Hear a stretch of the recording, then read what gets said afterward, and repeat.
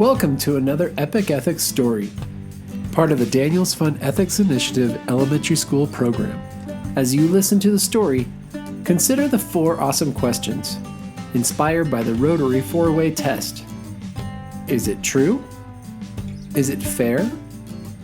Will it build friendships and community? Will it be helpful to those involved? Stay with us after the story for some thought-provoking discussion questions.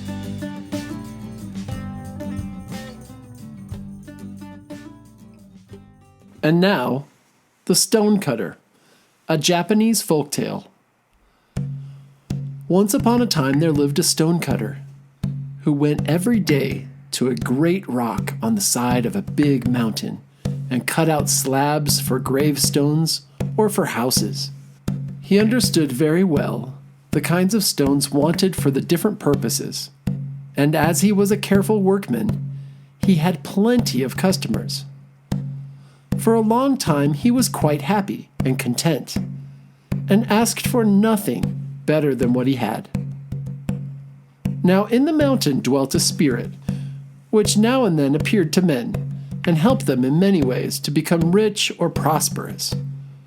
The stonecutter, however, had never seen this spirit, and only shook his head with an unbelieving air when anyone spoke of it. But a time was coming when he learned to change his opinion. One day the stonecutter carried a gravestone to the house of a rich man, and saw there all sorts of beautiful things, of which he had never even dreamed. Suddenly his daily work seemed to grow harder and heavier, and he said to himself, "Oh, if only I were a rich man, and could sleep in a bed with silken curtains and golden tassels, how happy I should be." And a voice answered him, "Your wish is heard. A rich man you shall be." At the sound of the voice, the stonecutter looked around, but could see nobody. He thought it was all his fancy, and picked up his tools and went home, for he did not feel inclined to do any more work that day. But when he reached the little house where he lived, he stood still with amazement, for instead of his wooden hut was a stately palace filled with splendid furniture, and most splendid of all was the bed, in every respect like the one he had envied. He was nearly beside himself with joy, and in his new life, the old one was soon forgotten. It was now the beginning of summer, and each day the sun blazed more fiercely.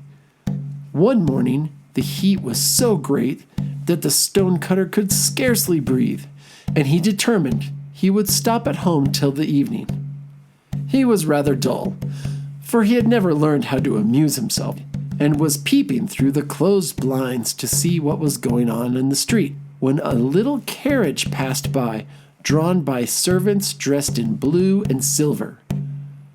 In the carriage sat a prince, and over his head a golden umbrella was held, to protect him from the sun's rays. "Oh, if I were only a prince," said the stonecutter to himself, as the carriage vanished around the corner. "Oh, if I were only a prince, and could go in such a carriage and have a golden umbrella held over me, how happy I should be." And a prince he was. Before his carriage rode one company of men, and another behind it, servants dressed in scarlet and gold bore him along. The coveted umbrella was held over his head. Everything his heart could desire was his. But yet, it was not enough. He looked around still for something to wish for, and when he saw that in spite of the water he poured on the grass, the rays of the sun scorched it, and that in spite of the umbrella held over his head each day, his face grew browner and browner, he cried in his anger, "The sun is mightier than I! Oh, If I were only the sun. And the mountain spirit answered, Your wish is heard. The sun you shall be. And the sun he was, and felt himself proud in his power. He shot his beams above and below, on earth and in heaven. He burnt up the grass in the fields, and scorched the faces of the princes, as well as the poorer folk. But in a short time he began to grow tired of his might, for there seemed nothing left for him to do. Discontent once more filled his soul, and when a cloud covered his face and hid the earth from him, he cried in his anger, Does the cloud hold captive my rays? And is this mightier than I? Oh, that I were a cloud and mightier than any. And the mountain spirit answered, Your wish is heard. A cloud you shall be. And a cloud he was, and lay between the sun and the earth. He caught the sun's beams and held them, and to his joy the earth grew green again, and flowers blossomed. But that was not enough for him, and for days and weeks he poured forth rain till rivers overflowed their banks, and the crops of rice stood in water. Towns and villages were destroyed by the power of the rain. Only the great rock on the mountainside remained unmoved.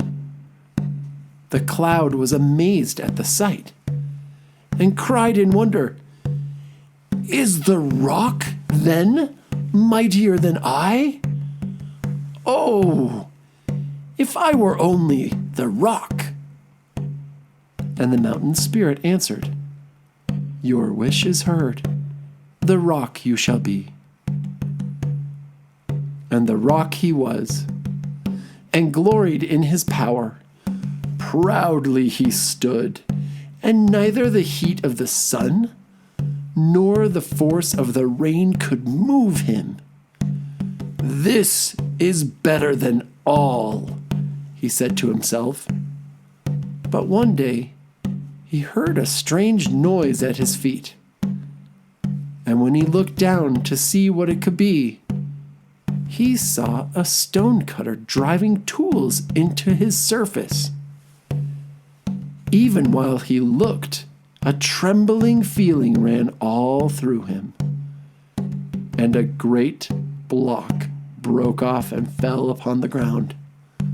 And then he cried in wrath, Is a mere child of the earth mightier than a rock? Oh, if I were only a man! And the mountain spirit answered, Your wish is heard. A man once more you shall be. And a man he was, and in the sweat of his brow he toiled again at his trade of stone cutting. His bed was hard, and his food scanty, but he had learned to be satisfied with it, and did not long to be something or somebody else. And as he never asked for things he did not have, or desired to be greater and mightier than other people, he was happy at last, and never again heard the voice of the mountain spirit. The end. Discussion questions. Why does the stonecutter decide he is not satisfied with his life? In what ways do you see differences in wealth and goods in your community? Why do you think the wishes that are granted to the stonecutter are not enough for him? If the mountain spirit were to grant you a wish, what would it be? What would you wish for to change in your community? What about your family and community are you proud of and hope continues? How does this story talk about building peace in ourselves or in the community?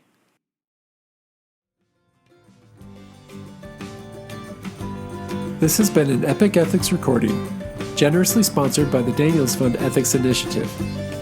We'd also like to thank Colorado Rotary District 5450 for your service above self and support of peaceful schools. For more information about the Epic Ethics program, or to bring this program to your elementary school, contact us at www.epicethics.org.